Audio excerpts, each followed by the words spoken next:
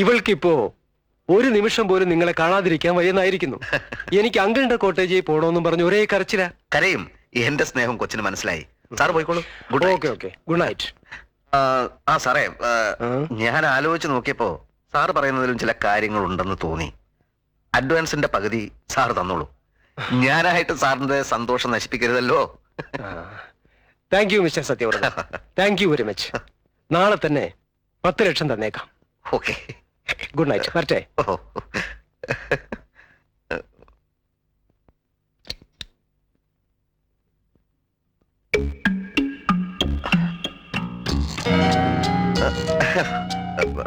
വരൂ, ഇരിക്കും.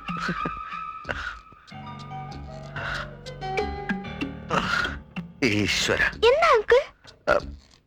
ഒന്നുമില്ല, ഈശ്വരനെ വിളിച്ച് പോയതാ.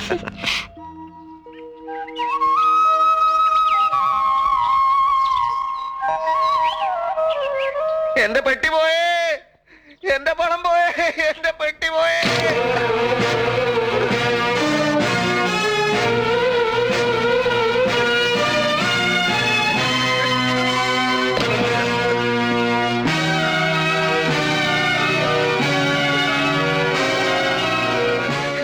എവിടെയാ പെണ്ണ്? എവിടെ? കോട്ടേജ് 46-ലെ ആൾ എവിടെ? അവര് നൈറ്റിലെ കാര്യം വേണ്ടി പോയച്ചു സാർ. എന്റെ ഭഗവാനെ. എന്നാ സാർ? എന്റെ പണമേ കട്ടി. പണമാ? ഒന്നുമില്ല.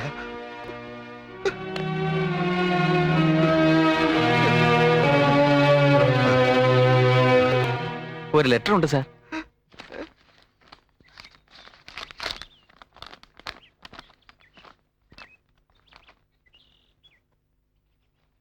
പ്രിയപ്പെട്ട അങ്കിൾ ഉറങ്ങിയപ്പോൾ ഞാൻ പതുക്കെ എഴുന്നേറ്റു. പുറത്ത് അച്ഛൻ കാത്തു നിൽക്കുന്നുണ്ടായിരുന്നു. ഞാൻ വാതിൽ തുറന്നു. അച്ഛൻ അകത്തേക്ക് വന്നു. അങ്കിളുടെ പെട്ടികളെടുത്ത് മുറി കൊണ്ടുപോയി. തുറന്നു നോക്കാനൊന്നും നേരം കിട്ടിയില്ല. പെട്ടിയിൽ പണം ഉണ്ടായിരിക്കുമല്ലോ അല്ലേ? ഞങ്ങൾ പോകുന്നു. അച്ഛന് ക്യാൻസർ ആണെന്ന് പറഞ്ഞത് ചുമ്മാതാ. ബിസിനസ് പൊളിഞ്ഞ് നട്ടും തിരിഞ്ഞ് നിൽക്കുമായിരുന്നു. അതൊക്കെ ഒന്ന് ശരിയാക്കണം. അങ്കിളും ഒരു ഫ്രോഡാണെന്ന് അച്ഛൻ പറയുന്നത് നേരാണ് അങ്കിൾ? അതുകൊണ്ടാ ഇങ്ങനെ ചെയ്യേണ്ടി വന്നത്. Okay, good bye.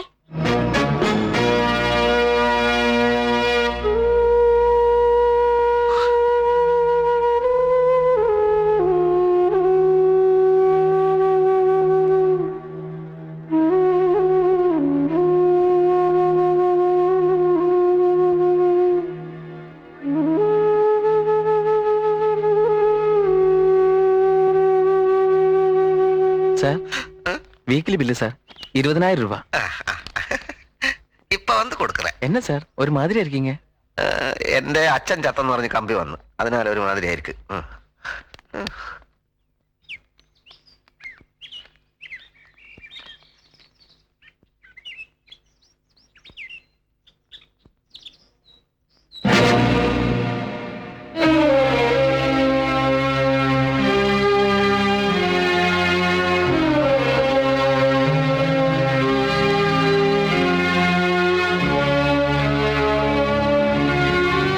പിടിക്കോ ബഹളത്തിനോ വന്നതല്ല. മരുന്ന് വാങ്ങാൻ കാശില്ല. നിന്നെ അന്വേഷിക്കാത്ത സ്ഥലമില്ല. പട്ടിണിയാണ് ധർമ്മ.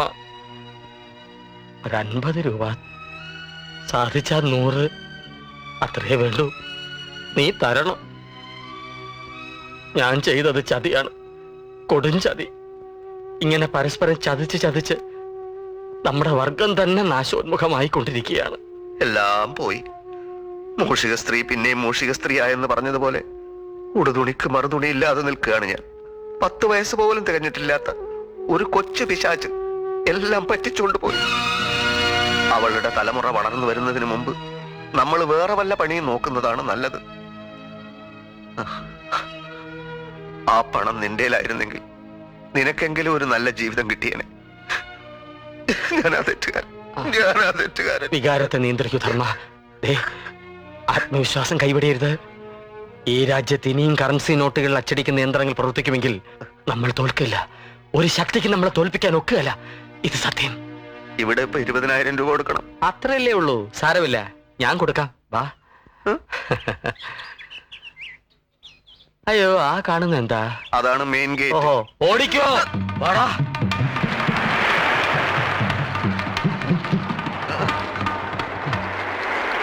നിൽക്ക കള്ളിയില്ലാതെ വരുമ്പോ ഇങ്ങനെ ചെയ്യാൻ പാടുള്ളൂന്ന് നിനക്കറിവുള്ളതല്ലേ? എന്റെ മനസ്സും ബുദ്ധി മരവിച്ചു പോയി. ആ ഇനി ഈ പരിസരത്ത് എന്തായാലും നിൽക്കണ്ട. പോവാം. ദേ കണ്ടോ?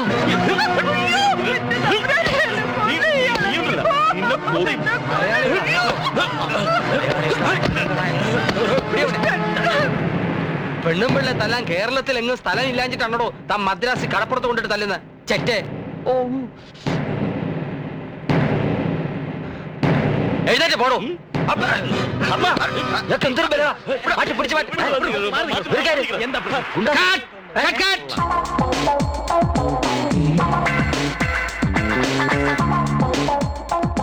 അയ്യോ ഇവനാ പഴയ ചാൻസ് അല്ലേ?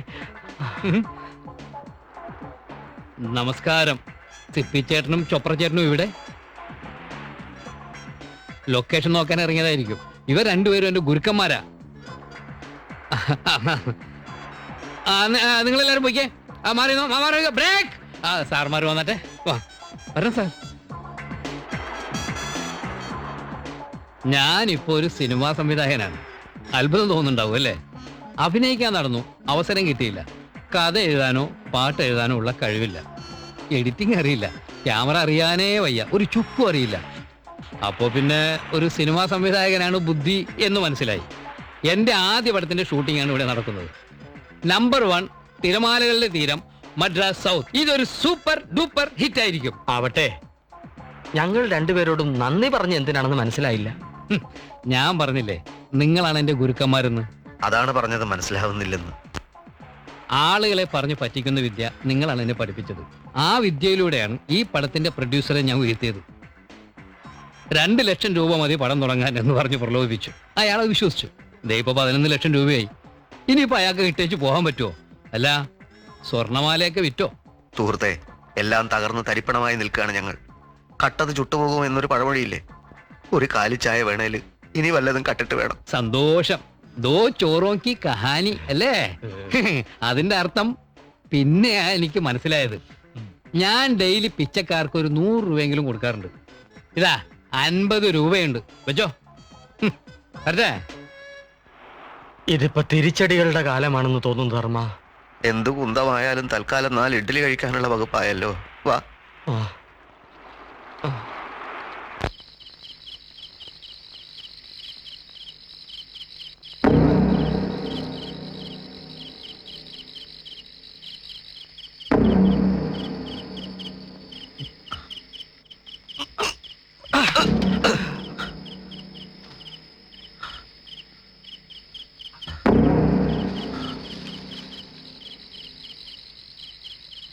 നീ ഗൂർഖയെ മാനേജ് ചെയ്തോണം. കാറിന്റെ ഡോറ് തുറക്കാൻ ഏറി വന്ന 1 മിനിറ്റ്, അതല്പം മുന്നോട്ട് തള്ളാൻ 1 മിനിറ്റ്, പിന്നെ എല്ലാം മിന്നൽ വേഗത്തിലായിരിക്കണം. ഞാൻ കാർ സ്റ്റാർട്ട് ചെയ്യുന്നു, നീ ഗൂർഖയെ ചാർജ് ചെയ്യുന്നു, ഗേറ്റ് തുറക്കുന്നു. അപ്പോഴേക്കും കാർ ഗേറ്റിലെത്തിയിരിക്കും. നീ ചാടിക്കയറുന്നു, രക്ഷപ്പെടുന്നു. ഓക്കെ? ആ. എന്താടാ നീ ആലോചിക്കുന്നത്? ഒന്നുമില്ല. എനിക്കറിയാം നേർക്ക് നേരെയുള്ള മോഷണം നിനക്ക് താല്പര്യമില്ലെന്ന്. പക്ഷെ തൽക്കാലം ആ ചിന്ത വിട്ടുകള. ഇതോടുകൂടി നമ്മൾ ഈ ഏർപ്പാട് അവസാനിപ്പിക്കുകയാണ്. കാറ് വിറ്റ് കിട്ടുന്ന കാശ് അതെത്രയായാലും, അതുകൊണ്ട് നമ്മളൊരു ശാന്ത ജീവിതം കെട്ടിപ്പടുക്കും. ആലോചിക്കാൻ സമയമില്ല, ഓരോ സെക്കൻഡും വിലപ്പെട്ടതാണ്. Come on, action and start.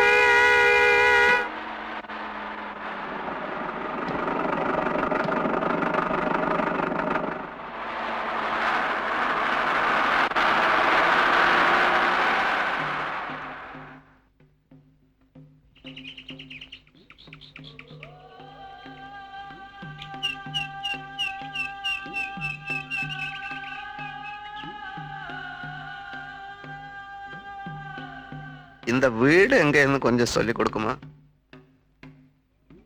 அதோ பாத்தீங்களா, அங்கதான்.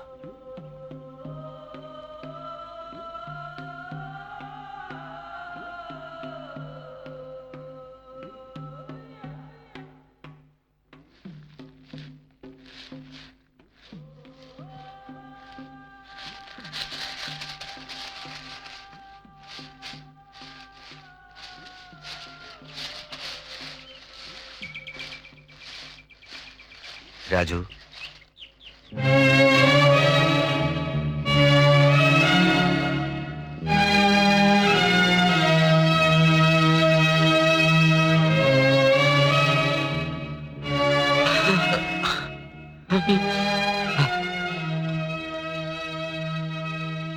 നിന്റെ ശിക്ഷ തീർന്നോ?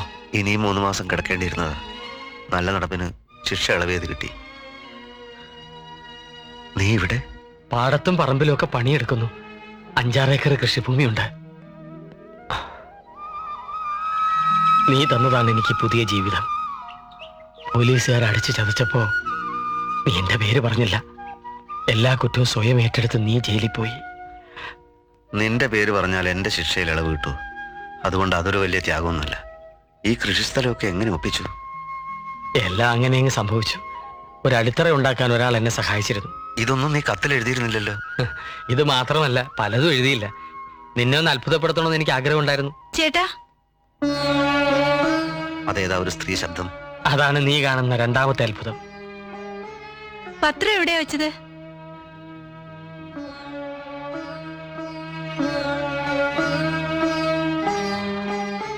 നീ അറിഞ്ഞിട്ടില്ലാത്തൊരു പാപം ഞാൻ ചെയ്തിരുന്നു ആ കുട്ടിയോട്.